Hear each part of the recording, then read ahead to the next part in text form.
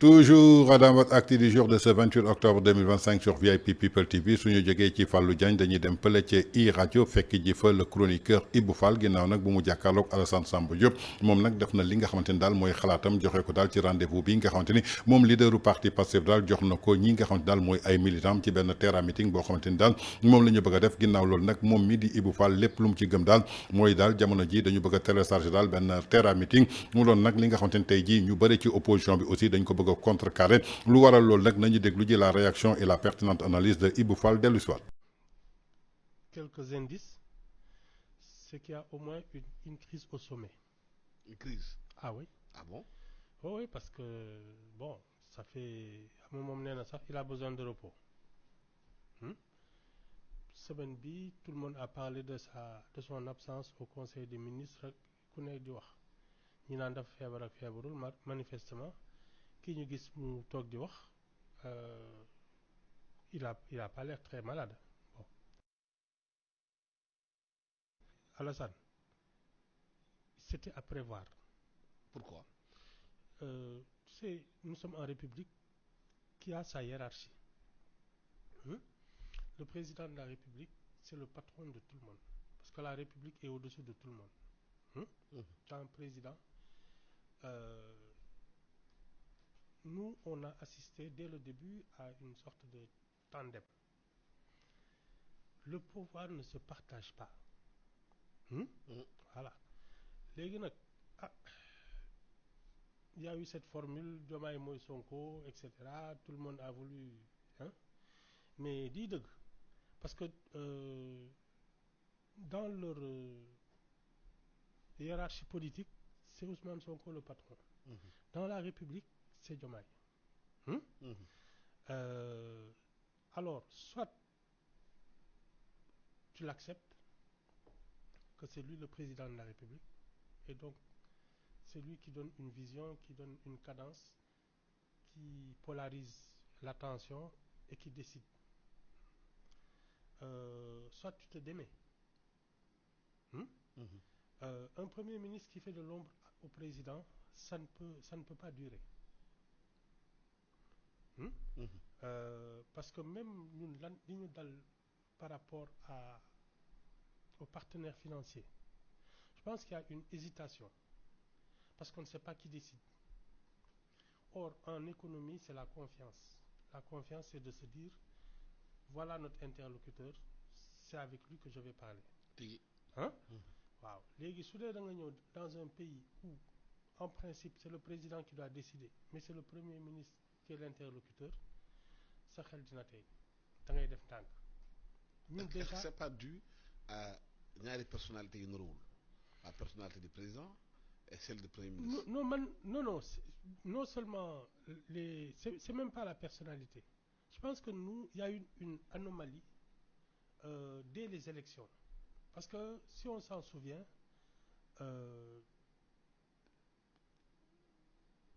Macky Sall a essayé de reporter des élections pour remettre Ousmane Sonko dans le bain. À Karim Wade. Le Conseil constitutionnel a stoppé ça. Macky Sall a quand même usé de son pouvoir pour amnistier dugal fi génn fële kii. À partir de ce moment-là, la logique a déserté la scène politique. On est dans une anomalie permanente où on voit, d'ailleurs, am na benn député quand Ousmane Sonko a fait une sortie pour dire qu'il n'y avait pas d'autorité, il fallait le qui. Et il y a Guy Marius Sagna qui a parlé de président légal et président légitime. Ça ne peut pas marcher. Soit tu es Premier ministre, soit tu es président de la République. Tu ne peux pas être les deux en même temps. Nous, on a assisté à ça. Léegi nag man li ma jàpp mooy et d'ailleurs ce qui s'est passé aux législatives, c'est que d'abord à la présidentielle, il y a eu la coalition Diomaye président. Législative yi jot, ça a été Pastef.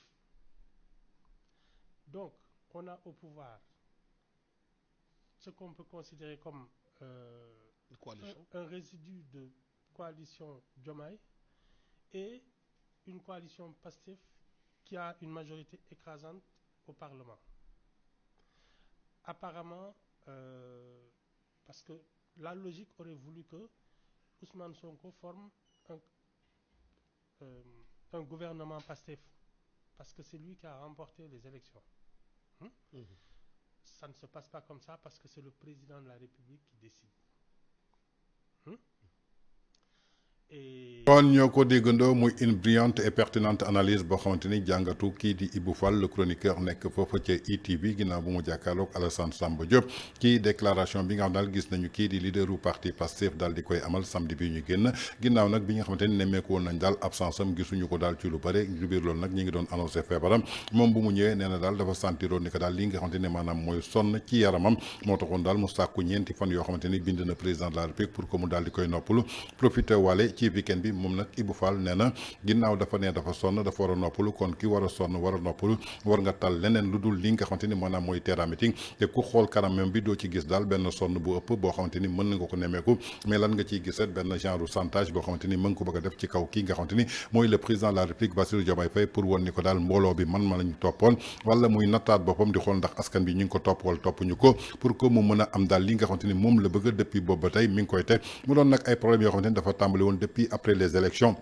ak sortie yi nga xamante ni gis nañ ko mu def ko fi mu doon attaqué ki nga xamante ne mooy autorité président de la République donc ci biir loolu daal sénégalais yi comprendre nañ daal bu baax a baax lan moo xew ci seen diggante ñoom ñaar est-ce que amul loo xamante ni daf ko waxoon na ki nga xamante ne mooy président Bassirou Diomaye te constitution bi laajul loolu tey ji mu bëgg a forcer pour daal di am loolu j'espère que daal ñu bare ci loolu la ñu tënku daal di koy wax ginnaaw nag bi nga xamante ni ubbi na front boobu nag gis nañu opposition bi en commençant par Bougane Gueye Dany ñoom daal ñu lancé benn ñaxtu national boo xamante ni dañ ko bëgg a amal même jour bi nga xamante ni moom la bëgg a amal li nga xamante ni maanaam mooy terrain meeting gis nañu ñoom Abdou Karim Gueye xurum xaq ñoom aussi ñu daal di lancer li nga xamante ni mooy beneen manifestation ñii di commerçant yi ak marchand ambulant yi fële ci Kër Massar ñoom it daal di nañuy annoncé daal li nga xamante ni mooy benn manifestation donc ce qui veut dire que daal benn contre-feu la ubbi daal pour que ñu daal di koy saboter gëm nañu daal loolu tey jii gënul ci Sénégal ndaxte bés bi nga xamante ni tey jii ñi ngi bëgg a jóg pour wane affaire politique moom mi nga xamante ni tey mooy chef du gouvernement du premier ministre je crois que ci li ñu ko doon xaar mooy ay action yoo xamante ni yu concrète la pour génnee sénégalais yi ci jafe-jafe yi génnee sénégalais yi ci ndóol yi mais mënul continuer nekk chef du gouvernement pare continuer toujours du politique